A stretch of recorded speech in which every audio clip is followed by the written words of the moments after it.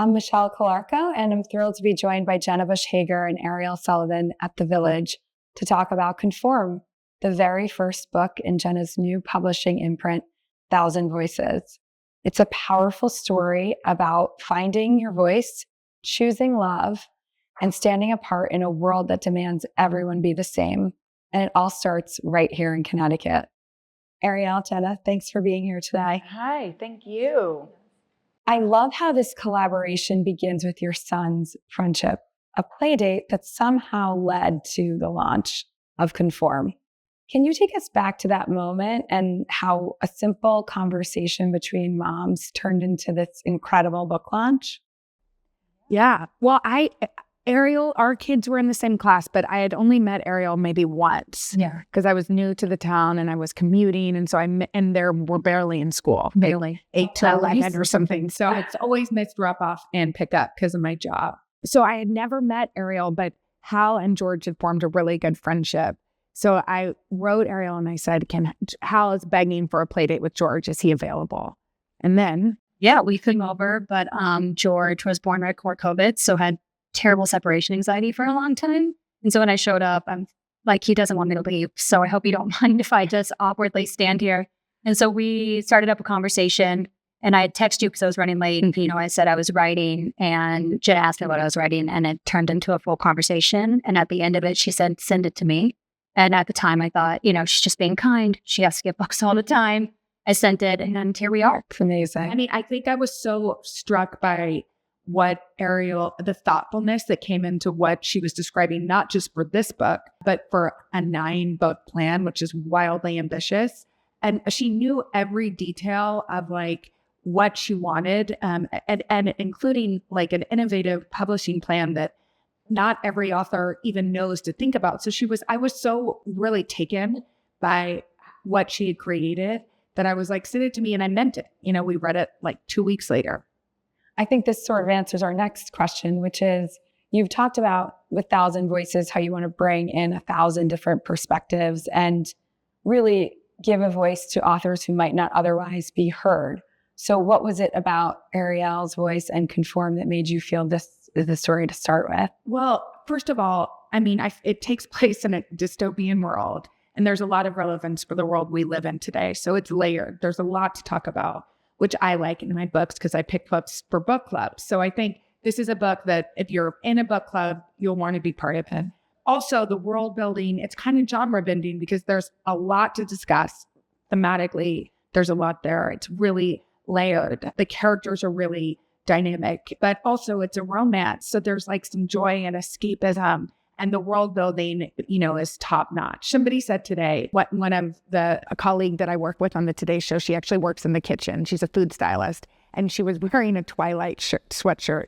And she was like, not since these characters have there been such a great love triangle. But then she goes, but what I really love about this book, she had ordered it and read it overnight. I don't even know how she got it. She goes, what I love about this love triangle is both of the men are interesting. And I think what Ariel's done is she's proven that there's a lot of nuance in the world. There's a lot of gray. People are not just bad or good. There's goodness in all of us. There's badness in all of us. There's complications in all of us. And I love that she said that. She's like, both of those guys are great. And do it right. She's like, because I could have just left Team Jacob. I don't get I was so into this one. And I think that's what Ariel's done is she's created a really beautiful layered world that I could lose myself in, but also draw parallels to the world we live in now. That's so beautiful. Ariel, you've mentioned that you had just gotten your 6th rejection letter just before the encounter with Jenna. What kept you going during that process? And how did it feel when you finally got the call that Jenna wanted this book to lead the launch of Thousand Voices? Yeah. I was writing a book that I wanted to read. And I think that's really what drove me. It's even if somebody else didn't see it, this was a book I felt driven and drawn to saying. So even as people said no, I kept thinking, the right person's going to come along. They're going to be enthusiastic about this. They're going to see it. They're going to get the vision. And funny enough, when I had sent all my queries, I had only told all of the publishers and agents that I was looking for a 3 book. And once I was going for 9, because in my mind, I was like, no one's going to take a chance on a novelist. Because not only do I want you to publish this one, I have a 9-note plan. I also don't want to follow the rules and go 1, 2, and 3. And Jenna was the first person who I decided, there's nothing to lose here. It's 2 moms talking. Here's the whole plan. Here's everything that I want to do. And I think saying it like that attracted the right person. And I sent a text the day before to a friend who's actually here tonight saying, I want someone who's enthusiastic about it. I just want someone who loves this the way I do. And believes in you. Yeah. And that was the number one thing I got from Jenna was more than any platform she has, anything she has to offer. She is so genuine about what she reads and what she brings to the table and the stories that she wants to highlight that it feels so validating and just special because it feels like more than just somebody who they want to be part of a story with you. That's really inspirational. You've described Conform as a dystomance, this blend of dystopia and romance that feels totally fresh. How did this story idea come to you? Yeah, I started writing this during COVID, and that was a very heavy time for everybody and for me personally as well. And I felt like during COVID, there was this divide that really took place that's unfortunately, I feel like still present. And people fought over everything, whether it was quarantine or not quarantine, vaccine, all these different things were just dividing us. And I felt like no one was listening. And so in writing this, I wanted to highlight the gray area, the area that people were kind of avoiding and where I think some of the most beautiful conversations take place.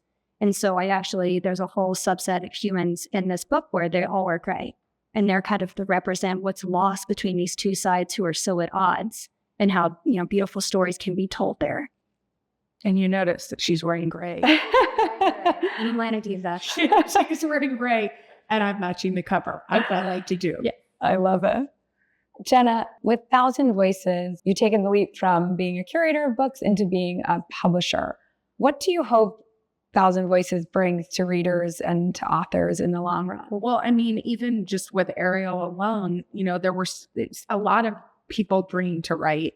And she, had queried and done nobody really knows, how to play the game necessarily. And I just hope that we can bring as many beautiful stories to readers as possible, different perspectives, different genres.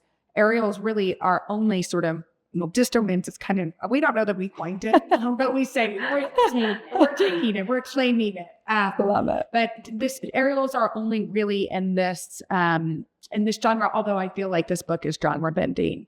And I think that's important. We want to, diversify and have like a mosaic of different books and authors so that our readers feel satisfied. But also, I just think it's important that in this time where people are reading less than ever, we know that was a recent study.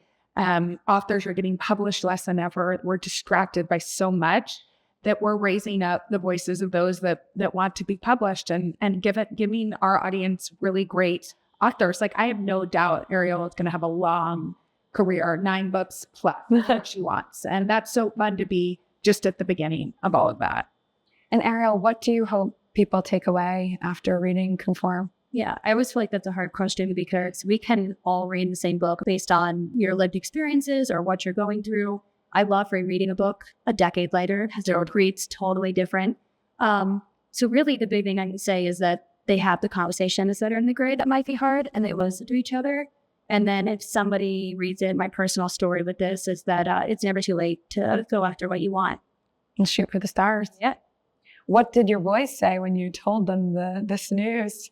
Well, they've been talking about it a lot. They have been. Yeah. I said to Hal when I was leaving, I'm like, I'm going to George and Mommy's party. I mean, they're in kindergarten. They're in kindergarten. So my son now, like George now accepts that I wrote a book as he's only seen me type on my computer. And he's like, one day you're going to have to write a real book. I'm like, I did.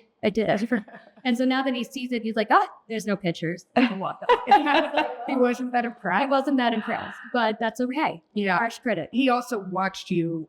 I mean, she wrote a carpool line. She wrote, even in other play dates, she would sit in her car in my front driveway writing. So he witnessed that hard work. So maybe if he doesn't know how to articulate how proud he is now, he will. Yeah. The 10-year-old, my older one, sees it and gets. I'm sure the same with you. Yeah. So you both live in Greenwich. Naturally, we're wondering, what's your favorite thing about living in town, or maybe favorite way to spend a day with or without kids? Well, you wrote at every coffee shop in Greenwich. I have written in every coffee shop. Ah, that's a fun fact. Yeah, I do better when I've gotten with when I'm at home, if I try to write, the list is long, never ends. And so I'll think, oh, I need to do something. So I tend to write. My car is also part of that. It there's nothing to do there. So I've been to a lot of coffee shops. Raphael, that's my favorite. I love Raphael. It's the best. And they're so nice. They're so nice. I love it there. And they're opening a new location in Darien soon. Yeah, little news tip. So yeah, I don't know. I love so many things about Greenwich. I think each season offers something different. It's fun to be on water. Right now, I like mid-country because of all color. Yeah, and it's so fun to hike. There's so many different places you can go to be outside, which I think, we moved from the city and I'm still in the city almost every day of the week. So for me, it's like the nature is so great. Yeah. Okay, last question. And this is a super fun one. If you could invite any author, living or dead, to take a seat at your 1,000 Voices table, who would it be? Well, I've already invited that person, and she came, which is Donna Tartt. Oh, amazing! Which is my all-time favorite book.